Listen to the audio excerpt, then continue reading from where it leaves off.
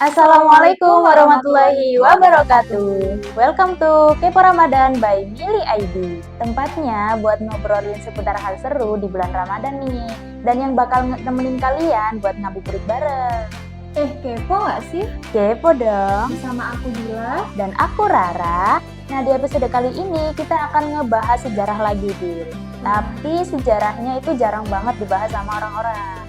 Wah, seru banget ya, kita bakal ngebahas sejarah lagi. Karena di episode sebelumnya kita juga udah ngebahas sejarah tentang Nabi Samson, sejarah tentang Cordoba. Nah, kali ini kita mau ngebahas sejarah apa? Sejarahnya bakal berkaitan sama kenabian sih, Gil. Jadi setelah Nabi Adam dan sebelum Nabi Idris itu ternyata ada posisi Nabi yang mengisi di situ loh. Kira-kira siapa ya? Kamu tahu nggak? Wah, ini pasti di luar dari 25 Nabi kan ya? Betul. Ada clue atau apa gitu, Ra? Ada satu clue. Aku coba kasih kamu satu clue ya. Jadi clue-nya adalah dia itu saudara jauh dari Habil dan Qabil alias anaknya Nabi Adam sendiri. Coba tebak siapa dia? Wah, aku malah baru tahu nih kalau Qabil dan Habil itu ternyata punya saudara. Aku nyerah deh, langsung aja ya kita bahas karena mungkin sobat Kepo juga udah pada penasaran. Oke, langsung aja kita bahas ya. Bahwa Nabi ini itu Nabi yang berada di posisi setelah Nabi Adam dan sebelum Nabi Idris. Nabi ini kelahirannya itu membawa kabar gembira buat Nabi Adam beserta istrinya Siti Hawa. Karena pada saat itu posisinya itu Nabi Adam itu sedang berduka merenungi kesedihannya atas kehilangannya Habil yang dibunuh oleh saudaranya Qabil atas kedengkiannya itu kan. Sehingga singkat cerita lahirlah anak lelaki yang sebelumnya itu udah diperingatkan sama Allah kepada Nabi Adam bahwasanya anak ini tuh akan membawa atau menjaga garis keturunan kenabian atau Nur Muhammad itu tadi, dan diperintahkan untuk dinamai anak itu dinamai sebagai Shi. Jadi Nabi itu bernama Nabi Shi. Ternyata nabinya namanya Nabi Shi ya. Benar. Terus gimana nih kelanjutan dari Nur Muhammad tadi? Kan jarak kenabian antara Nabi Muhammad dan Nabi Syed ini kan jauh banget ya? Iya benar, tapi menurut riwayat Allah SWT itu sebelum pertama kali menciptakan alam dunia dan seisinya, kemudian Nabi Adam, Siti Hawa itu sudah mendahului menciptakan Nur Muhammad itu tadi.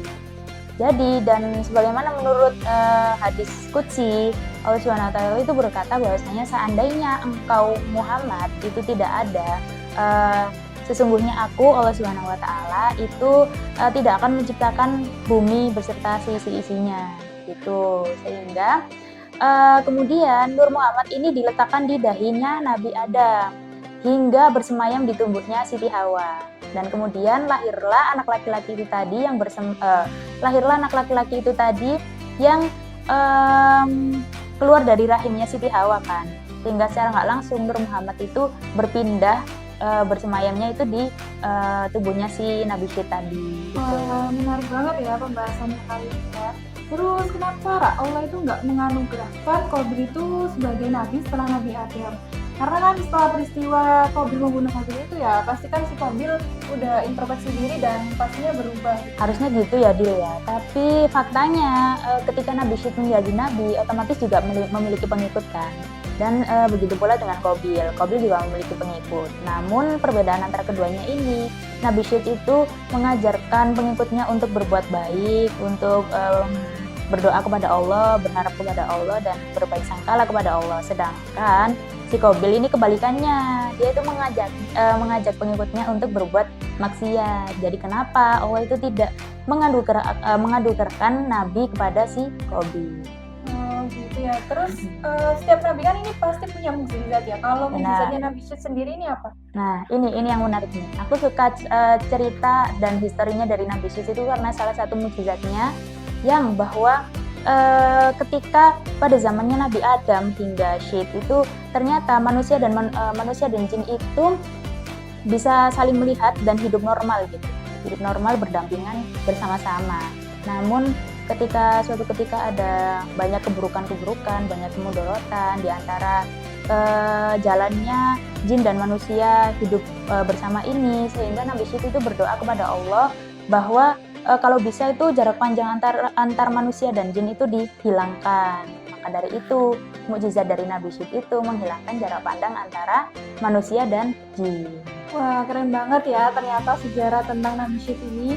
Nah, teman-teman yang mau tahu kita bakal bahas sejarah apa lagi di episode selanjutnya, pantengin terus podcast Kepo Ramadan by Mili.id.